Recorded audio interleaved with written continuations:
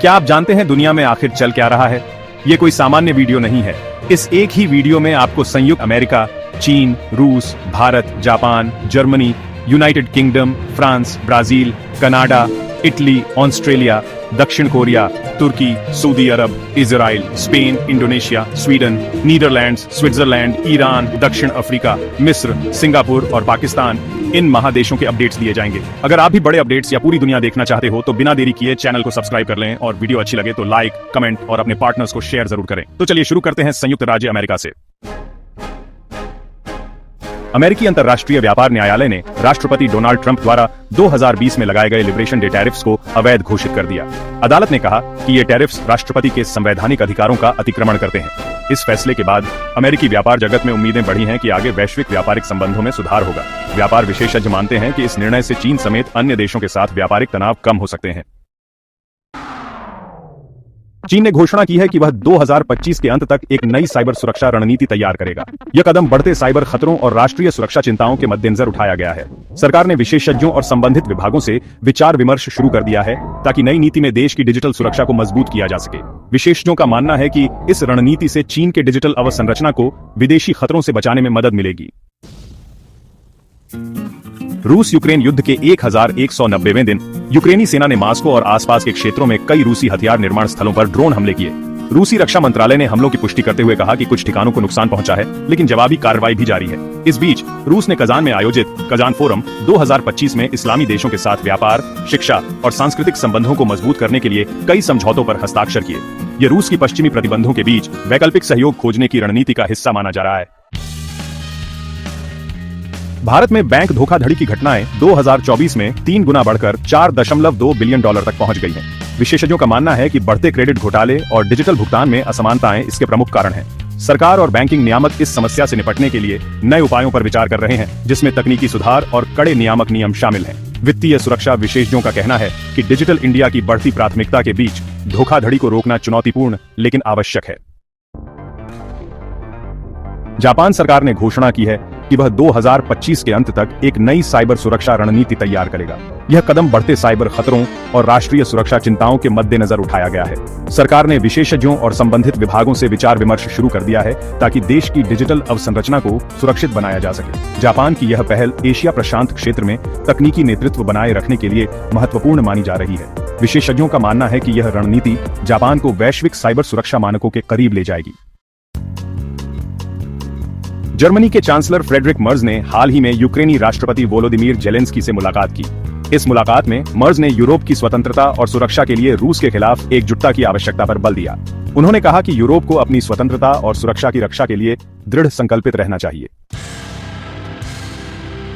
Britain की cricket team की बल्लेबाज हीथर नाइट को हैमस्ट्रिंग चोट के कारण अपने घरेलू सत्र से बाहर होना पड़ा है। यह चोट उन्हें 29 मई को लगी और इसके परिणाम स्वरूप वह आगामी मैचों में टीम का हिस्सा नहीं होंगी। टीम प्रबंधन ने उनकी चोट की गंभीरता को देखते हुए उन्हें आराम देने का निर्णय लिया है। फ्रांस के राष्ट्रपति इमैनुएल मैक्रों और इंडोनेशिया के राष्ट्रपति प्रबोवो सुबियांतो ने 29 मई को योग्याकार्ता में मुलाकात की।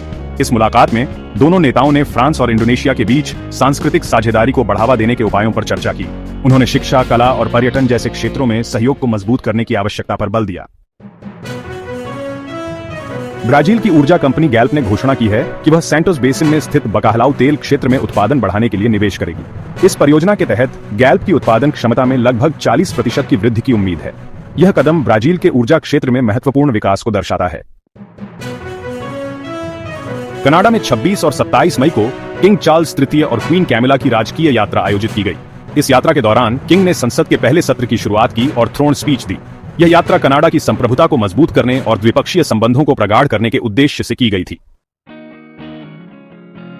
इटली ने यूरोपीय संघ के साथ मिलकर 2025 में कृषि क्षेत्र में जलवायु अनुकूलन तकनीकों को बढ़ावा देने के लिए एक नया अभियान शुरू किया है।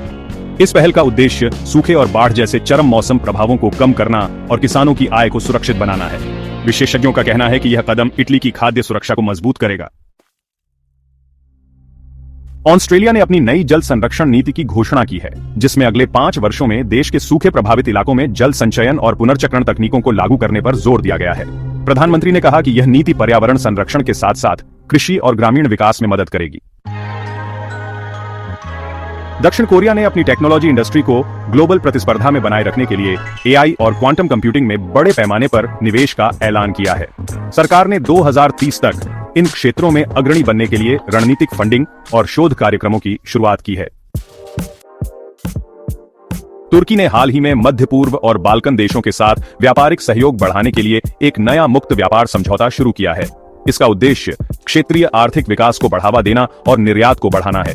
विशेषज्ञों का कहना है कि यह समझौता तुर्की की आर्थिक स्थिरता के लिए अहम साबित होगा। सऊदी अरब ने 29 मई को घोषणा की है कि वह अपनी राष्ट्रीय ऊर्जा योजना के तहत 2030 तक 50% ऊर्जा नवीकरणीय स्रोतों से प्राप्त करने का लक्ष्य रखता है। इस योजना में सौर ऊर्जा, पवन ऊर्जा और हाइड्रोजन उत्पादन को प्राथमिकता दी गई है। यह कदम सऊदी अरब की ऊर्जा विविधीकरण और पर्यावरण संरक्षण की दिशा में बड़ा कदम माना जा रहा है। इजराइल ने कब्जे वाले वेस्ट बैंक में 22 नए बस्तियों की स्थापना की योजना की घोषणा की है, जिसमें अवैध आउटपोस्ट को वैध करना भी शामिल है। यह निर्णय गुप्त सुरक्षा कैबिनेट की बैठक में लिया गया, जिसका उद्देश्य 1967 के युद्ध में कब्जा किए गए क्षेत्रों पर इजरायली नियंत्रण को मजबूत करना है। इस कदम की अंतर्राष्ट्रीय समुदाय और मानवाधिकार संगठनों ने आलोचना की है, क्योंकि यह फिलिस्तीनी राज्य की संभावनाओं को कमजोर कर सकता है। स्पेन की सरकार ने नई आप्रवासन नीति की घोषणा की है, जिससे अमेरिकी छात्रों के लिए विश्वविद्यालयों में प्रवेश की प्रक्रिया जटिल हो सकती है। इस नीति के tहत वीजा और निवास परमिट की शर्तों में बदलाव किया गया है, जिससे हजारों अमेरिकी छात्रों के स्पेन में अध्ययन करने की योजनाएं प्रभावित हो सकती हैं। शिक्षा संस्थानों और छात्रों ने इस नीति पर चिंता व्यक्त की है। इंडोनेशिया और भारत ने 5G और कृत्रिम बुद्धिमत्ता के विकास में सहयोग करने का निर्णय लिया है। इस साझेदारी के तहत दोनों देश डिजिटल बुनियादी ढांचे को मजबूत करने और तकनीकी नवाचार को बढ़ावा देने के लिए मिलकर काम करेंगे। यह सहयोग इंडोनेशिया की डिजिटल परिवर्तन रणनीति का हिस्सा है, जिसका उद्देश्य तकनीकी क्षेत्र में आत्मनिर्भरता प्राप्त करना है।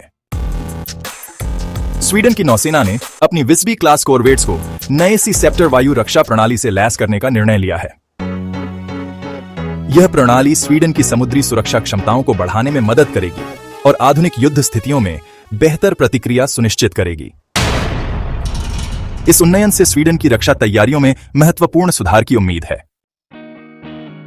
नीदरलैंड्स में वसंत 2025 को अब तक के सबसे धूप वाले, गर्म और शुष्क मौसमों में से एक के रूप में दर्ज किया गया है।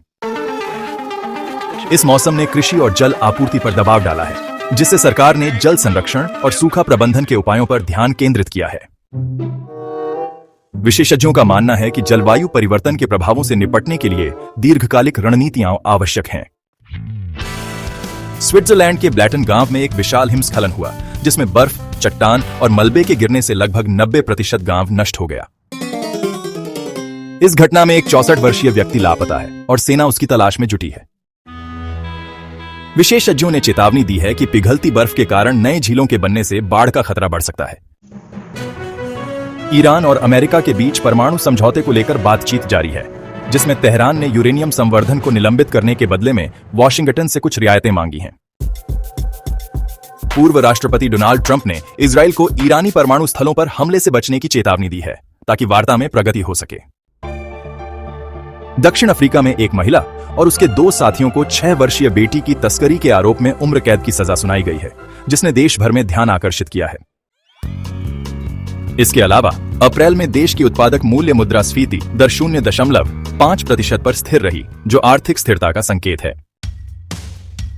मिस्र ने 27 निवेश प्रस्तावों के लिए अमेरिकी डॉलर में भुगतान के साथ भूमि बिक्री को मंजूरी दी है, जिससे विदेशी निवेश को बढ़ावा मिलेगा।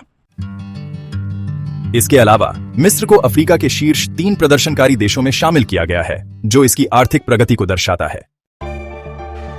सिंगापुर के प्रधानमंत्री लॉरेंस वोंग ने PAP सांसदों के लिए सावधानी के नियम जारी किए हैं, जिसमें वित्तीय अनुशासन और पारदर्शिता पर जोर दिया गया है।